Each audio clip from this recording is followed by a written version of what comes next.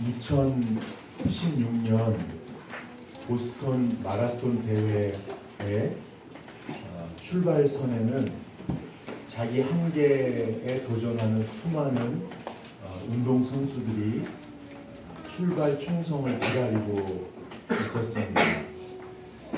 지난 1년 동안 지독한 훈련을 견뎌내면서 오늘 달리기 위해서 얼마나 훈련을 많이 했는지 모릅니다. 그런데 그 중에 좀 특이한 사람들이 보이는 거예요. 양쪽 다 의족을 달았거나 한쪽만 의족을 달았거나 또는 심지어 휠체어를 탄 사람들도 보이는 것입니다. 그들은 지난 1년이 아니라 사실은 지난 3년 동안 지독한 치료와 혹독한 재활 훈련을 견디어야만 했습니다. 바로 그로부터 2016년 그 당시부터 3년 전에 여러분 기억하시겠지만 2013년 4월 15일 날 보스턴 마라톤 대회에 그 피니시 라인에 들어오는 선수들을 기다리는 그 수많은 시민들 속에서 테러리스트가 숨겨놓았던 폭탄이 터진 거죠. 그러면서 수많은 사람들이 목숨을 잃고 또 수많은 사람들이 팔과 다리를 잃어버렸습니다. 그 안에는 패트릭 다운스와 제시카 레스키라는 젊은 부부도 휴일에 그 즐거움을 만끽하기 위해서 시내로 나들이를 나갔다가 남편은 한 다리를 잃게 되고 아내는 30여 차례 수술 끝에 두 다리를 다 잃게 됩니다. 이들이 3년이 지난 16년 보스턴 마라톤 대회에 다시 선 것은 그 아픔을, 그 상처를 다시 직면하고 극복하여 자신들이 갖고 가야 될 일상을 마주서기 위해서였던 거죠. 여러분, 이 두 부부가 꼼짝없이 3년 동안 침상에 누워있다가 의족을 달고 산책을 하고 이웃과 대화를 하고 일상으로 돌아와서 지금은 둘이 동네를 거닐고 또 이웃과 이야기할 뿐만 아니라 또 희망을 잃어버린 사람들을 위해서 동화책을 만들어서 출판하기도 해요. 얼마 전에 동화책이 출판되었습니다. 이 두 부부를 보면서 또 장애를 극복하는 사람들을 보면서 저는 이런 생각을 해요. 기독교가 말하는 부활은 죽음과 결별하는 것이 아니었던 거예요. 기독교가 말하는 구원은 고통과 결별하는 것이 아니었던 거죠. 여전히 죽음의 그림자가 드리워져 있고 고통의 한계가 숨이 턱까지 차오르는 그런 상황에서 벗어날 수 없는 갑옷처럼 나를 감싸고 있다 하더라도 오늘 하루 하늘로부터 오는 생명력, 살아야겠다. 내가 여기서 일어서야겠다. 부딪혀야겠다. 멈추지 말아야겠다. 물러서지 말아야겠다 하는 그 도전 속에 담겨있는 하나님의 도우심이 아닌가 이런 생각을 하게 됩니다. 하나님의 아들이란 예수가 왜 고통을 당하고 십자가를 져야만 했을까? 나는 구원받았는데 왜 내 삶은 맨날 이럴까? 하나님이 만들어간다는 멋진 세상에서 좀 많은 일을 하려면 나 말고 좀 근사한 사람이, 괜찮은 사람이 나타나야 되지 않는가? 라고 생각하는 분들이 계실지 모르겠어요. 제가 늘 그런 생각을 했거든요. 그래서 끊임없이 나를 극복하기 위해 애쓰다가 좌절하고 실망하고 주저앉을 때마다 기독교의 그 핵심 진리가 도대체 뭔가? 기독교는 정말로 우리 삶에 유용한 종교인가에 대해서 많이 고민해 봤습니다. 만약에 여러분도 그러시다면 어쩌면 때때로 우리는 열심히 신앙생활을 하다가도 기독교가 실제적인 도움이 되는 거 맞나? 하는 그런 회한이 들 때가 있으실 겁니다. 여러분, 그렇지만 그것은 우리들만의 고민은 아닙니다. 예수님이 부활하시고 승천하신 다음에 70여 년이 지났을 때, 즉 기원 후 AD 1세기가 마무리돼갈 즈음에 초대교회 사람들이 대부분 그런 생각을 하기 시작했습니다. 왜냐하면 그리스 신화에 보면 천상의 신적인 존재들이 세상을 바꾸기 위해서 막 능력을 쓰잖아요. 요즘에 그 영화에 보면 어벤져스 막 앰뷸런스 야, 우리 교회 하고서 설교에 의도적인 조크를 처음 해봤는데 안 먹히네. 어벤져스 다음에 앰뷸런스 하면은 라임도 맞고 괜찮다고 생각했는데 제가 여러분을 너무 가볍게 봤어요. 하여튼 그런 막 아이언맨 이런 그 그리스 신화들이 나오는 존재들이 있는데 세상을 바꾸고 움직이는. 근데 예수는 인간의 몸을 입고 와서 고통당하다가 비참하게 십자가에 달려 죽어버렸는데 저 사람이 메시아 맞나 이런 생각이 들기 시작한 거예요. 그리고 유대교 제사는 막 소를 잡고 피를 뿌리고 불태우고 피비린내 타는 고기 타는 냄새 여호와여 우리의 죄를 이렇게 막 역동적이고 오감을 자극하고 끝나고 나오면 왠지 막 상기된 것 같고. 그런데 기독교 모임은 3, 4, 5 앉아서 말씀 나누고 서로 기도하고 밥 먹고 너무 밋밋한 거예요. 우리를 통해서 하나님이 약속하신 하나님 나라, 우리가 세상을 다스리는 그 나라가 오기나 하는 걸까? 이런 생각을 하면서 교회 못 다니겠다. 그리고 유대교로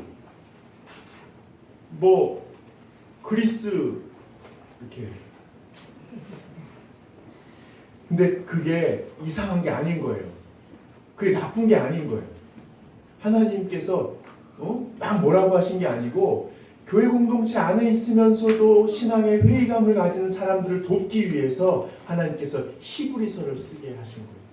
이 히브리서는요, 베드로전서나 고린도전서나 빌립보서나 이것처럼 어떤 지역교회의 문제를 다루기 위해서 구체적으로 대상을 정해서 쓴 서신이 아니라 이런 믿음에 대한 회의감을 가진 그런 그리스도인들을 위해서 쓰신 믿음에 대한 거예요. 그래서 히브리서를 읽어보면은 하나님의 마음이 들어있어요. 얘들아, 내 아들 예수가 사람으로 가서 고통을 당하고 십자가를 지고 죽고 구원의 길을 여는 것은 고통을 당하고 죽을 수밖에 없는 사람의 몸을 입은 너희들도 내가 분명히 승리하게 하고 구원하게 하겠다는 약속의 증표인 거야. 내 아들이 너희를 구원하기 위해서 십자가를 질 때까지 고통과 수모와 비난과 참담함을 겪었던 것처럼 너희가 먹고 살기 위해서 한평생 자기 몫을 감당하기 위해서 몸부림치며 애쓰는데도 불구하고 수모와 비난과 고통을 겪고 있는 그것 자체가 의미 있다는 것을 보여주고 싶었던 거야 라고 히브리서를 통해서 말씀하고 계세요. 제가 오늘 본문 말씀을 수십 번을 읽고 우리 목사님, 전도사님과 같이 얘기를 했는데도 이게 무슨 말인지를 모르겠는 거예요. 말이 너무 어려워가지고. 여러분은 읽으면서 딱 알았어요? 아니요. 원찬은 아주 반응이 좋았어요. 네. 아는 것도 있죠? 네. 그래서 제가 그 현대인의 성경에서 9절, 10절을 한번 여러분에게 읽어드리려고 해요. 한번 잘 들어보세요. 다른 건 모르겠고 9절, 10절은 이런 의미예요. 그러나 우리는 천사들보다 조금 낮아지셨다가 죽음을 당하심으로 이제는 영광과 존귀를 받으신 예수님을 보고 있습니다. 그분은 하나님의 은혜로 모든 사람을 위해 죽음을 맛보려고 하셨습니다. 우리를 위해 친히 죽음을 맛보려고 하셨대요. 안 그러셔도 되는데 스스로 그렇게 선택하셨다는 거예요. 우리를 위해서. 그 다음에 만물을 창조하시고 보존하시는 하나님이 많은 사람을, 우리들이죠, 영광으로 인도하려고, 부활의 삶으로 인도하려고 구원의 창시자이신 예수님을 고난을 통해 완전하게 하신 것은 너무나 당연한 일입니다. 고난이 의미 없는 것이 아니고 구원을 위하여 우리가 자발적으로 선택할 수 있는 것이라는 거예요.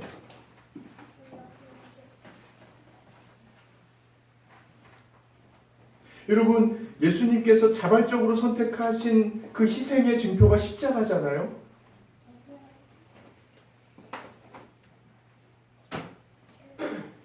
우리가 이 자발적으로 선택하신 희생을 우리 삶에서 경험하고 싶다면 성찬식을 보셔야 돼요. 여러분, 성찬식에서 여러분이 성찬을 위해서 하는 게 뭐가 있어요? 이게 하는 게 뭐가 있어요가 아니라 물어보는 거예요. 성찬을 하는데 여러분이 하는 게 뭐가 있어요? 이게 아니고, 성찬 예식에 참여할 때 예수님이 내 살과 내 피를 너희를 위해서 주노라 하고서 여러분 초대하실 때 여러분이 그때 하는 게 뭘 하시죠? 그때 뭘 하시죠? 나오셔서 받아 먹는 거예요. 이건 내 살이다. 이건 내 피다. 이건 나다. 내가 너희를 위해서 다 준다. 받아라 할 때 여러분이 할 수 있는 것은 그냥 받아 먹는 거예요. 이게 신비로움이에요. 구원을 위해서 우리가 할 수 있는 것은 아무것도 없어요. 구원받기 위해서 저와 여러분이 할 수 있는 건 아무것도 없어요. 그냥 다 주신 주님을 그냥 받아들이는 거죠. 그냥 받아 먹는 거예요. 여러분, 그리스도인이 된다는 것은 주님을 위해서, 구원을 위해서 내가 뭔가를 하는 걸 배우는 게 아니고요, 아무것도 하지 않는 걸 배우는 거예요. 주님이 이루어 놓으시는 구원을 누리는 방법을 배우는 거예요. 그래서 그리스도인들이 신앙이 깊어지면 깊어질수록 성령과 함께 춤을 추기 시작해요. 리듬을 타는 거예요. 이 감각을 익히는 거예요. 믿음의 세계가 열린다고 하잖아요. 이 감각을 익혀가는 거죠. 예수님은요, 이게 내 살이고 이게 내 피다라고 말씀하셨는데 동시에 이게 나다라고 말씀하셨어요. 무슨 말이냐면 너희를 위해서 나를 다 준다는 거예요. 그러면서 예수님은 먹는 걸 참 좋아하셨어요. 제자들과 함께 먹었고요. 또 세리와 창녀들과도 함께 먹었어요. 그리고 4,000명과 함께 5,000명과 함께 드셨어요. 그러다 보니까 사람들이 예수님들을 뭐라고 했냐면 먹탐포질이라고 했어요. 먹기를 탐하고 포도주를 즐기는 사람이다. 얼마나 돌아다니면서 그냥 먹은 거예요. 모르겠어요. 예수님이 떡을 준비하신지 예수님이 잔을 준비하신지 모르겠어요. 그런데 예수님이 말씀하셨어요. 모든 먹는 자리에 내가 있고 내가 너희를 위해서 다 준 거다. 여러분, 그래서 여러분이 만약에요, 제가 그걸 제가 잘 하는 것 같은데 못하는 게 같이 밥 먹는 거예요.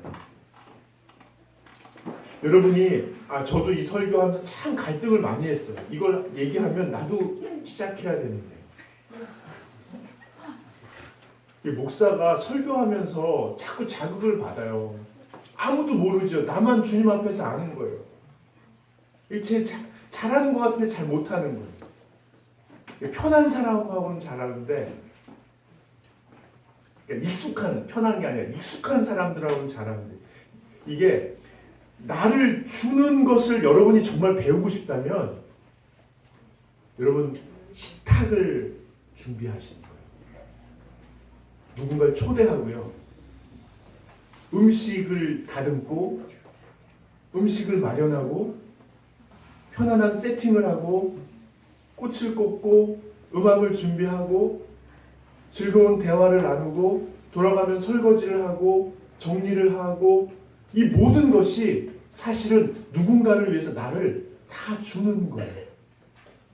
그래서 사람을 초대해서 음식을 나누는 걸 좋아하는 사람들을 보면 뭐 자기 취향이겠지만 또 기질에 따라 그렇게 하는 거겠지만 제가 관찰한 바에 의하면 제가 모르는 즐거움이 있어요. 교육이나 훈련으로 얻을 수 없는 삶의 리듬이 있어요. 누군가를 초대하고 음식을 준비하고 대화를 하고 정리를 하고 그 다음 초대할 걸 또 기대하고 이런 삶 자체예요. 여기에서부터 우리는 다른 사람을 위해서 나를 내어주는 그런 훈련들을 하는 거죠. 그 자리는 우리만 있는 게 아니고요. 그 재료를 만들기 위한 농부들의 헌신이 들어있어요. 그것을 옮기는 분들, 운전해서 옮기는 분들의 헌신이 있어요. 그걸 갖다가 파는 분들, 그 다음에 계산하는 분들, 이런 모든 분들의 헌신이 그 식탁에 있는데 그 모든 그 누군가를 위해서 모든 사람이 헌신하는 그 자리에 주님이 함께 하신다는 거예요. 가장 좋은 전도에 주님을 드러내는 공간은 바로 그 자리인 거예요. 누군가 직장 앞에 가서 같이 밥을 먹는 것도, 제가 어제 오승환 집사님한테 월급 타면서 짜장면 한 그릇 안 사주냐고, 짜장면 한 그릇만 사달라고 그랬어요. 그랬더니 오승환 집사님 밥을 지어서 바치겠나이다. 제가 잘 못하는 거예요. 제가 바깥에서 밥 먹고 같이 익숙한 사람들, 늘 먹는 사람들은 편한데 잘 못하는 건데 한번 해볼까.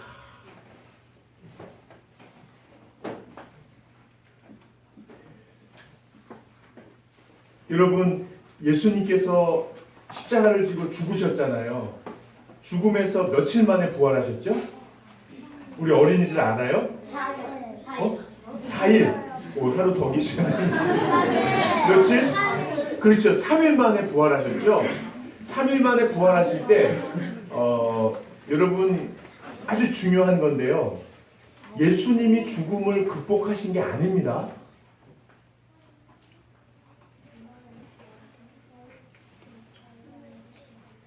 예수님이 죽음을 극복하신 게 아니고요. 예수님은 성삼위일체 하나님 안에 계시는 거예요. 그래서 하나님께서 내 사랑하는 숲속샘터 교우들 온 세상 사람들을 위해서 구원의 길을 가서 십자가를 지고 죽은 예수님이 너무 사랑스러운 거예요. 근데 예수님이 죽어서 우리가 가야 될 지옥에까지 가서 참담한 고통을 겪을 때 너무 고맙고 너무 미안한 거예요. 그런데 하나님은 성령님과 예수님과 함께 계신 거예요. 예수님이 죽음을 극복하여 일어나신 게 아니고요. 하나님께서 성령님을 통하여 예수님을 거기 그냥 두지 말고 일으켜 세워라라고 명령하신 거예요. 성령의 기름 부으신 가운데 예수를 일으켜 세우신 거예요. 여러분, 기독교인은요, 삶의 문제와 고난을 극복하는 사람들이 아닙니다. 우리 안에 현존하시는 성령으로 함께 하신 하나님, 어린이들 아까 고백했잖아요. 하나님이 어디 계셔요? 천국에 계셔요? 또 어디 계셔요? 하늘에 계셔요? 지옥에도 계셔요? 이야, 부처님 같네. 우리 하나님이 여기에도 계시고 내 마음에도 계시고 그 하나님께서 우리를 일으켜 세우시는 것을 우리가 누리는 거예요. 하나님이 나를 거기에 두지 아니하시고 너무 사랑해서 일으켜 세워주실 때마다 우리가 아멘하고 일어서게 되는 거예요. 우리가 어떻게 극복할 것인지, 우리가 어떻게 더 나은 사람이 될 것인지, 어떻게 더 인정받게 될 것인지가 우리가 고민하는 게 아니고요. 하나님이 우리를 사랑하셔서 그 자리에서 일으켜 세우실 때 누구를 통해서? 성령을 통해서. 성령을 통해서 그 불편한 자리에서, 힘든 자리에서, 괴로운 자리에서, 못마땅한 자리에서, 아픔의 자리에서 나를, 내 영혼이 일어설 수 있도록 이렇게 세우실 때 아멘하고 맞이할 수 있는 그 감각을 익히는 게 부활신앙입니다. 여러분, 부활하신 예수님은 성삼위일체 하나님 안에 계셨어요. 사랑 안에 계신 거예요. 그래서 부활이 우리 생활 가운데 구체적으로 부활신앙이 우리 생활 가운데 드러나는 방법은 성삼위일체 하나님을 꼭 끌어안는 거예요. 성삼위일체 하나님에게 꼭 끌어안기는 거예요. 그런데 성경에는요, 교회가 예수님의 몸이라고 그랬어요. 교회는 이 건물이 아니고요. 어제 민혁이한테 제가 물어봤어요. 입교할 자격이 있냐? 그래서 첫 번째 질문, 교회가 뭐냐? 하나님을 믿는 사람들의 모임. 다 이렇게 얘기해요. 이게 교회 건물이 교회가 아니고요. 우리들이 교회예요. 우리들이 예수님의 몸인 거예요. 성령으로 부활해서 하나님 품에 안긴다는 것은 우리가 서로 사랑으로 끌어안는 거예요. 우리 안에서 교회를 끌어안는 거예요. 교회 처음 오시면 좀 불편하다기보다 어색하죠. 그런데 조금씩 편해지시죠. 끌어안는 거예요. 그리고 교회의 몸을 위해서 섬길 수 있는 것들을 같이 섬겨가는 거예요. 그게 교회를 끌어안는 거예요. 어색한 사람들과 같이 앉아서 예배하는 것, 의견이 다른 사람들과 교회의 일을 도모하고 이루어가는 것, 이런 것들이 우리 안에 불편함에서 일어서게 하시는 성령님에 따라서 부활을 맛보는 거예요. 여러분, 오늘 입교하는 민혁이가 4학년 때 우리 교회 처음 왔죠. 그렇죠?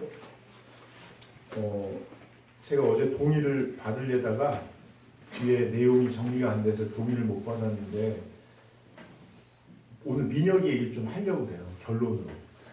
괜찮겠어요? 민혁이가 날 믿는 거죠. 그게 끄떡끄떡한 4학년 때니까 저거 반만할 때 이렇게 네 분이 교회를 오셨어요. 그때는 우리 교회가 한 20-30명 모여서 아주 소박하게 예배할 때 오셨는데 이 두 분은 아이들의 신앙 교육을 위해서 규모 있는 교회를 찾고 계셨어요. 근데 오셨다가 아닌 거죠. 그래서 이제 그 다음 주 스케줄에 맞춰서 다른 교회로 가시는데 민영이가 뒤에 있다가 제가 들은 게 정확하다면 이랬습니다. 왜냐하면 김용 입사님 그 주에 저를 찾아오셨습니다. 민혁이가 자기 의견을 한 번도 얘기한 적이 없는데 그날은 뒤에서 어차피 그 교회로 갈 거니까 그 교회 가 그러더래요. 엄마 아빠 깜짝 놀라가지고 고민하다가 다시 왔는데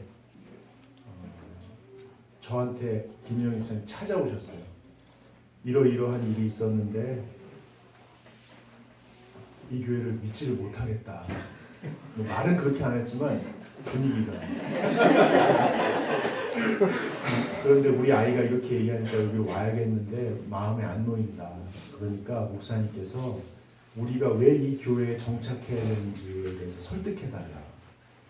좋은 자세죠. 설득 받고라도. 제가 그랬어요. 난 당신을 설득한 근거가 없다. 우리 교회에서 내세울 만한 게 없다. 이렇게 좋으니까 있으세요 할 게 없다. 단 교회는 예수님의 몸이다. 부활절 아침에 오늘이죠. 죽어서 찢겨서 누워있는 예수의 몸을 사랑하는 마음으로 기름을 바르기 위해서 달려온 마리아처럼 이 교회의 몸을 보시면서 닦아드리고 싶고 꿰매드리고 싶고 입혀드리고 싶은 부분이 있으면 와서 좀 알아서 하시라. 그랬더니 뭐 이런 사람이 있나 하는 눈치를 보다가 그래서 제가 한 말씀을 더 드렸어요. 왜 정착한다고 생각하냐. 그냥 한 달만 다녀본다고 생각하고 그렇게 살아라. 그랬더니 한 달만 그리고 가셨다. 지금까지 계신 거예요. 여러분, 우리 교회는 주차장도 불편해요. 화장실도 불편해요. 계단도 불편해요. 공간도 불편해요. 자랑할 만한 게 하나도 없어요. 제가 자랑하는 한 가지는 우리를 위해서 십자가를 지시고 죽음을 이기시고 부활하신 예수 그리스도를 믿는 여러분입니다. 여러분이 자발적으로 희생하는 삶을 선택하시고 주님 가신 그 길을 통해서 사랑으로 서로 끌어안는 생명 넘치는 부활을 맛보시는 저와 여러분이 평생 그렇게 살 수 있기를 축복합니다.